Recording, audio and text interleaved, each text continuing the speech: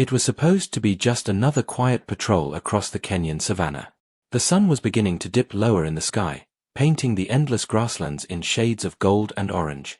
I had been driving my Jeep slowly through Sector 7 for almost 2 hours, scanning the horizon the way wildlife rangers always do, watching for signs of poachers, injured animals, or anything unusual. But that afternoon, something happened that I will never forget for the rest of my life. Out of nowhere, a tiny elephant calf burst out of the tall grass and ran straight toward my Jeep. I slammed on the brakes. The little elephant stopped directly in front of my vehicle, blocking the road completely. It couldn't have been more than 3 months old. Its skin was coated in red dust, and its ears flapped nervously in the warm wind. But what struck me the most was that it wasn't running away. Wild animals normally avoid humans at all costs, especially baby elephants. But this one just stood there, staring at me with enormous brown eyes. Then it did something that stunned me. The calf walked right up to my Jeep. Slowly, cautiously, it reached its tiny trunk through the open window and gently tugged on my sleeve. For a moment, I just sat there frozen. In 8 years of working as a wildlife ranger, I had never seen anything like this. The little elephant tugged my arm again, then took a few steps back toward the bushes. Then it came back and tugged again. It made small chirping sounds, urgent, almost desperate. And suddenly the message became clear. It wanted me to follow it.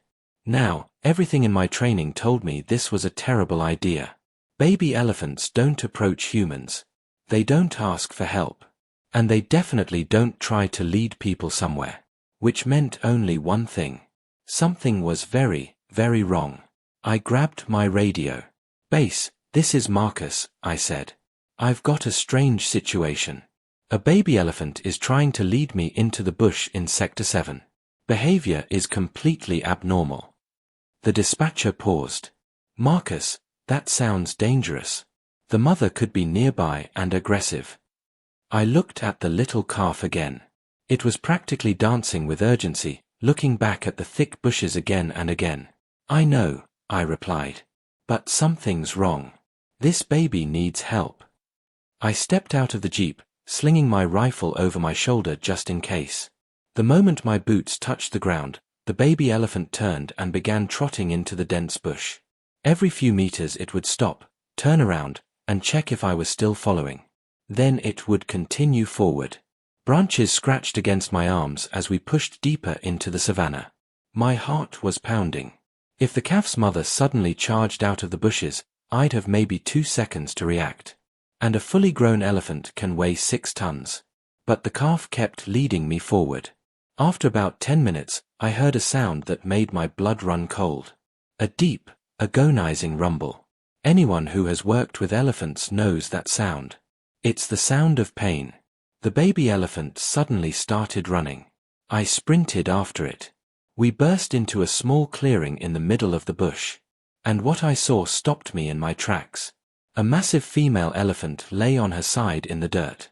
She was breathing heavily, her chest rising and falling in slow, painful movements. Her eyes were half closed. But what shocked me the most was her leg. Wrapped tightly around her rear leg was a thick wire snare. A poacher's trap. The wire had cut deep into her flesh, and the entire leg was grotesquely swollen. The skin had turned dark purple. Infection had already set in. Every time she tried to move, the wire sliced deeper into her body. The baby elephant ran to her immediately and pressed against her trunk, crying softly. The mother lifted her trunk weakly and touched her calf. Then she turned her eyes toward me. I expected rage. I expected fear. But instead, I saw something I will never forget. She was pleading. It was as if she understood exactly what had happened. Her baby had brought help. My hands shook as I grabbed my radio again. "Base. I need an emergency veterinary team immediately." Within 40 minutes, the rescue team arrived. The veterinarian took one look at the elephant and whispered, "Dear God, that's the worst snare injury I've seen in years." They sedated the mother just enough so she wouldn't feel the pain. Then they began the difficult work of cutting away the steel wire that had buried itself deep into her flesh. The baby elephant stayed right beside me the entire time. It trembled as I wrapped my arms gently around it, trying to calm it down. Nearly an hour later, the wire finally snapped free.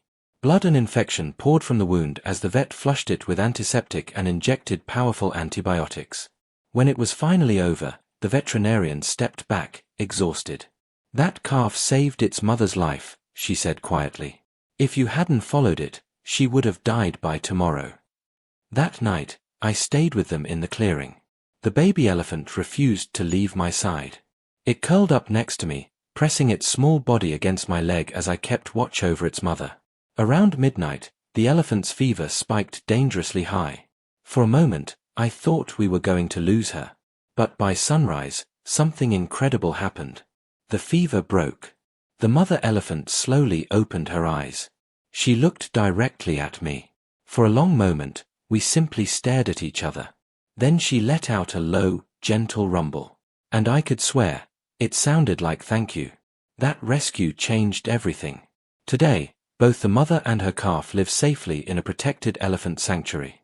The calf, who I now call Tempo, has grown strong and healthy. And every time I visit, he still runs toward me the same way he did that very first day. Because sometimes, the bond between humans and animals is stronger than fear.